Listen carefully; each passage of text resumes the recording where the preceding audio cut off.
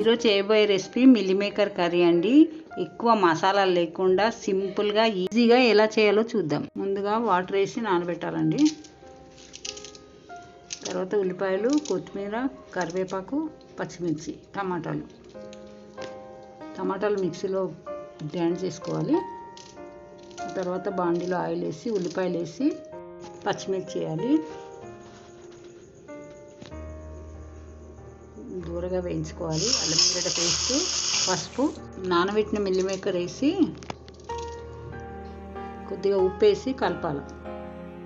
మూత పెట్టి మగ్గనివ్వాలి. ఆల్రెడీ పచ్చిమిర్చి వేసాక 1 స్పూన్ కారం వేస్తే సరిపోతుందండి. తర్వాత వాటర్ వేయాలి. కొద్దిసేపు మగ్గిన తర్వాత టమాటా ప్యూరీ, కొత్తిమీర, కరివేపాకు వేసి కలపాలి. అయిపోయిందండి. 5 మినిట్స్ ఆగాక బౌల్లోకి తీసుకోవాలి.